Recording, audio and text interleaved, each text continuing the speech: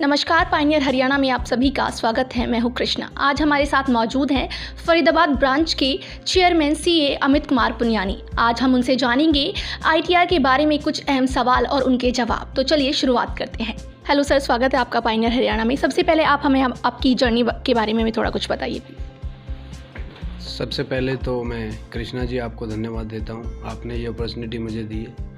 फिर मैं अपने बारे में थोड़ा सा ये बताना चाहूँगा कि मैंने बीकॉम करी, एमकॉम करी।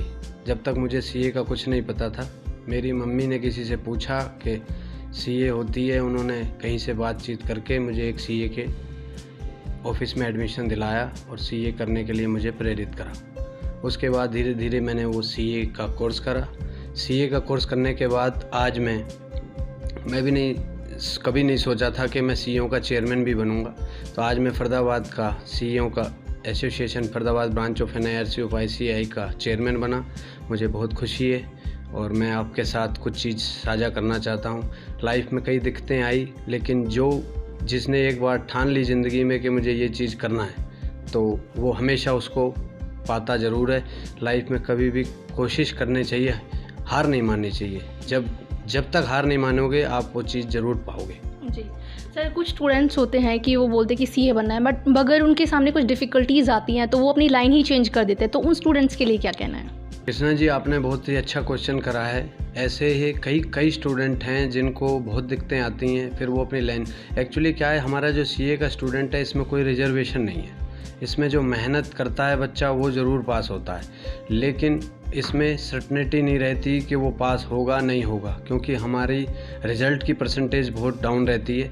उस वजह से कई बच्चों की ये टेंशन बन जाती है कि आगे मैं सक्सेस हो पाऊँगा नहीं हो पाऊँगा, इसलिए वो लाइन चेंज कर जाते हैं। लेकिन जो लाइन नहीं चेंज करता वो एक दिन ज़रूर सीए बनता है। हाँ जी सर, आईटीआर में डॉक्यूमेंट्स अटैच करना वो ज़रूरी होता है? ये सारी चीज़ें कंपल्सरी होती हैं? पहले आईटीआर जो जाती थी मैनुअल, उसके अंदर सारे डॉक्यूमेंट लगते थे। आजकल फेसलेस सब चीज़ें हो गई हैं, सब ऑनलाइन सिस्टम से जाती हैं, कोई डॉक्यूमेंट नहीं लगता। आपको ऑनलाइन रिटर्न फाइल करनी है और आपकी रिटर्न प्रोसेस होती है। अगर कोई केस होता है स्क्रूटनी का, वो भी आजकल फेसलेस कर दिया है। मोदी गवर्नमेंट ने बहुत चीज़ें इसमें चेंज कर दी हैं। मैं मोदी गवर्नमेंट को इसके लिए बहुत बहुत धन्यवाद करना चाहता हूँ। सर, अगर कोई टैक्स पेयर ज़्यादा टैक्स भर देता है तो उसको रिफ़ंड कैसे मिलेगा? जैसे कोई रिटर्न फाइल करता है, उसका टीडीएस पहले ही डिडक्ट हो जाता है या एडवांस टैक्स उसने जमा कर दिया होता है, उसकी रिटर्न कम होती है, तो वो अपनी रिटर्न, एक सेक्शन होते हैं, हर सेक्शन में उसकी रिटर्न फाइल करता है। कोई भी चार्टर्ड अकाउंटेंट से फाइल करा सकता है या इंडिविजुअल भी खुद कर सकता है। वो उसके अंदर इंडिविजुअल रिटर्न फाइल करके उसको जैसे ही वो अपना आधार से वेरीफाई करता है और रिटर्न प्रोसेस होती है, तो उसका रिफंड उसके ऑटोमेटिक उसके अकाउंट में आएगा। आईटीआर कैसे ऑनलाइन ये फाइल की जा सकती है? ऑनलाइन फाइल करने के लिए कई तो सॉफ्टवेयर होते हैं, लेकिन इनकम टैक्स की एक साइट होती है, उसके अंदर वो एक एफयू पे फाइल भी होती है, उसके थ्रू भी डायरेक्ट फाइल कर सकता है। और सैलरी की रिटर्न तो बिल्कुल इजी होती है, 2 मिनट के अंदर किसी के साथ भी अटैच होकर सिर्फ आपको अपना फॉर्म 16 की डिटेल उसके अंदर फिल करनी है और प्रोसेस हो जाती है। बिजनेस की रिटर्न में थोड़ा सा आईटीआर 3 फाइल होता है, उसके अंदर कुछ चीज़ें मांगता है, जैसे जीएसटी से रिलेटेड, जीएसटी का रजिस्ट्रेशन है, बिजनेस कौन से बिजनेस का प्रोसेस, वो तो चार्टर्ड अकाउंटेंट या कोई एडवोकेट, कोई प्रोफेशनल्स आईटीआर ईजिली फाइल करता है। तो सभी लोग उसके थ्रू ये रिटर्न फाइल कराना चाहते हैं, तो ऑनलाइन प्रोसेस से वो सॉफ्टवेयर के थ्रू और इनकम टैक्स की साइट दोनों से कैसे भी फाइल कर सकता है। जी सर, अभी कोविड-19 की वजह से काफ़ी सारी जो चुनौतियां हैं वो लोगों के सामने आके खड़ी हो गई है। ऐसे में लोगों के पास पैसा भी नहीं है, तो वो इनकम टैक्स जो वो भरते हैं, उसकी जो डेट है वो क्या है, इसके बारे में क्या कहना है कि लोग कब तक भर सकते हैं? इसकी डेट क्या है, आगे कर दी गई है या क्या कहना है इसके बारे में? कृष्णा जी, ये भी बहुत अच्छा क्वेश्चन है, क्योंकि जब से कोविड-19 आया है, इस महामारी के दौर से सारा इंडिया, क्या पूरा वर्ल्ड इसकी चपेट में आया हुआ है। तो फरीदाबाद में इंडस्ट्रियां बहुत ज़्यादा हैं, लेकिन इसकी वजह से कई ऑफिस नहीं खोल पा रहे, चार्टर्ड अकाउंटेंट अपना ऑफिस नहीं खोल पा रहे, उनका पूरा स्टाफ नहीं आ पा रहा। तो वो रिटर्नों के लिए गवर्नमेंट ने इन सबको देखते हुए की वजह से रिटर्नों की डेटें एक्सटेंड कर दी हैं। आज जो रिटर्न 31 जुलाई की लास्ट डेट होती थी, उसकी लास्ट डेट आज 30 नवंबर कर दी गई है। और ऐसे ही कोई टैक्स ऑडिट की जो 30 सितंबर होती थी, आज वो भी 30 नवंबर हो गई है। टीडीएस के कुछ ऐसे हैं जो टीडीएस डिपॉजिट करने के होते हैं, उनकी डेटें भी एक्सटेंड करके मार्च 21 तक लेके गए हैं। और TDS जहाँ पे आप सब में 25% का डिडक्शन भी उन्होंने इनकम टैक्स वालों ने दिए हैं। ये कोविड-19 की वजह से है। अब आगे कितना और चलता है, वो आगे कितना एक्सटेंड करेंगे, ये डिपेंड करेगा सिचुएशन के हिसाब से। मैं एक चार्टर्ड अकाउंटेंट हूँ तो अर्थव्यवस्था को बहुत अच्छी तरीके से समझता हूँ, पर लेकिन जैसे ये महामारी सबके सामने आ रही है, राम मंदिर का मुद्दा था, वो भी बहुत अच्छा स्टेप था हिंदुत्व के लिए, बीजेपी पार्टी ने बहुत अच्छा करा। लेकिन जो अब इस अर्थव्यवस्था की बेरोजगारी का बढ़ रहा है, ये देखो धीरे धीरे से ये चीज़ें नॉर्मल होंगी।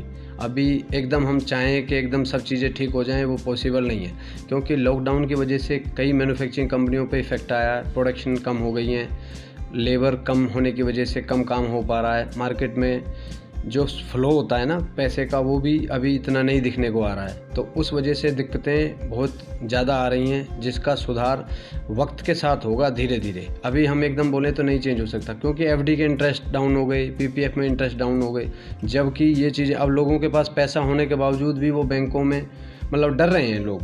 ये धीरे धीरे जिस दिन मुझे ऐसा लगता है कि जल्द ही इसकी वैक्सीन आएगी कोरोना की, उसके बाद लोगों का डर खुलेगा और फिर मार्केट में ये फ्लो वापस आएगा। Thank you so much sir, आपने अपना इतना कीमती वक्त हमें दिया, उसके लिए बहुत बहुत धन्यवाद। इस वक्त हमारे साथ मौजूद हैं CA कनिका और मिस्टर योगेश। हम उनसे जानते हैं GST के बारे में कुछ अहम सवाल और उनके जवाब। सर, GST में जो भी इम्प्लीमेंट हुआ है, क्या जो कस्टमर्स है, जो टैक्स पेयर है, उनको क्या फ़ायदा मिलेगा इसके बाद? GST इम्प्लीमेंट हुए अप्रॉक्स 3 ईयर हो गए 1 जुलाई 2020 को। 1 जुलाई 2017 में GST आया था, जो कि गवर्नमेंट का एक बहुत अच्छा स्टेप था, जिससे बिजनेसमैन्स के लिए इतना फ़ायदा हुआ कि पहले उन्हें काफ़ी रजिस्ट्रेशन लेने पड़ते थे, जैसे एक्साइज का रजिस्ट्रेशन, सर्विस टैक्स का रजिस्ट्रेशन, वैट का रजिस्ट्रेशन।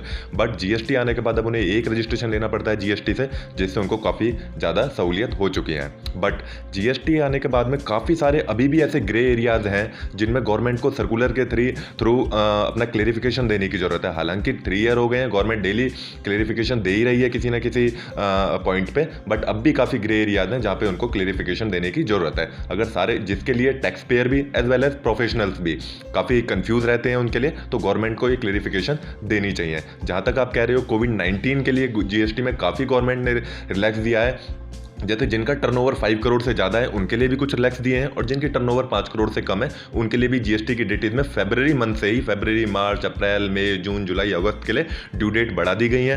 टैक्स जमा कराने के लिए भी ड्यू डेट बढ़ा दी गई है, और जो इंटरेस्ट 18% होता है अगर हम टैक्स को लेट जमा कराते हैं, उसके लिए भी गवर्नमेंट ने रिलैक्सेशन दिए हैं। उस 18% को गवर्नमेंट ने एक डेट दे दी है कि अगर आप उस डेट तक इस टैक्स को जमा करा देते हो तो हम आपसे 18% इंटरेस्ट नहीं लेंगे, हम आपसे 9% इंटरेस्ट लेंगे। लेकिन अगर उस डेट के बाद आप जमा कराते हैं तो 18% उसका इंटरेस्ट लग सकता है। एक हमारा GST ऑडिट भी होता है, उसके लिए भी गवर्नमेंट ने रिलैक्सेशन दी है, उसकी डेट को कंटिन्यूअस एक्सटेंड करते जा रहे हैं, जो कि अब 30 सितंबर कर दी है फाइनेंशियल ईयर 18-19 के लिए। और मोस्ट प्रॉब्ली ये, जैसे कोविड-19 की सिचुएशन को हम देख रहे हैं, इस डेट को और एक्सटेंड कर सकते हैं। तो ओवरऑल GST एक बहुत ही अच्छा इंप्लीमेंट किया है गवर्नमेंट ने, सारे बिजनेसमैन को बहुत फायदा हुआ है। बस कुछ ग्रे एरियाज हैं जहां पे हम CA चार्टेड अकाउंटेंट्स को भी और बिजनेसमैन को भी प्रॉब्लम होती है कि हमें क्या करना चाहिए। तो उसके लिए मैं चाहूंगा गवर्नमेंट एक जल्दी से जल्दी सर्कुलर के थ्रू इन चीज़ों के लिए क्लेरिफिकेशन लेके आए। जी सर, अभी जनता के पास पैसा तो है, लेकिन अभी वो कोविड-19 की वजह से अभी मार्केट में नहीं आना चाहती कि उनका अगर वो पैसे लगाते भी हैं लेकिन उससे उन्हें कुछ फ़ायदा नहीं होगा, तो उन लोगों के लिए क्या कहना है आपका? नहीं मैम, कोविड-19 की वजह से सिचुएशन बहुत ज़्यादा बिगड़ चुकी है वर्ल्ड में। जैसे जैसे कोविड-19 की सिचुएशन ठीक होगी, मार्केट में फ्लो आना स्टार्ट हो जाएगा,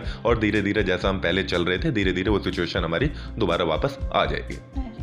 मैम, इकोनॉमी के बारे में क्या कहना है, क्योंकि अभी जो इकोनॉमी है वो थोड़ी कहीं ना कहीं पीछे है, तो उसके बारे में आपका क्या कहना है? एक्चुअली कोविड-19 से ओवरऑल वर्ल्ड इकनॉमी को ही एक सेटबैक लगा है, और हमारी इंडियन इकनॉमी को भी काफ़ी सेटबैक लगा है। लेकिन विद पैसेज ऑफ टाइम हम कोशिश करते हैं कि ये ग्रेजुअली इम्प्रूव होगी, और गवर्नमेंट की भी बहुत सारी स्कीम्स आई हैं। गवर्नमेंट हमारी MSME सेक्टर के लिए बहुत बढ़ावा दे रही है। अभी गवर्नमेंट हमारे अलग अलग लोन भी लेकर आई है MSME सेक्टर्स के लिए, जैसे आप 10%, 20% जो एग्जिस्टिंग लोन है उसका 10% या 20% गवर्नमेंट और दे रही है MSME सेक्टर को, सो दैट वो ग्रो कर सकें और मार्केट में फंड्स इन्फ्यूज़ हो सकें, that can come into rotation, और हमारी इकनॉमी को एक बूस्ट मिल सके। लेकिन I think as a normal citizen of the country and being a CA also, I believe हमको भी उसमें कंट्रीब्यूट करना होगा, बिकॉज विद कोविड-19 it's a pandemic for all of us, but with mask and with following all the clarifications from the government, अगर हम एहतियात बरतें तो मुझे लगता है हमें अपना काम रोज़ करना चाहिए। हम सभी को घरों से बाहर निकल के अपनी जिम्मेदारी पूरी करने का ये मौका है हमारे लिए, सो दैट हमारी इकनॉमी आगे बढ़ सके और हम भी इसमें कंट्रीब्यूट कर सकें।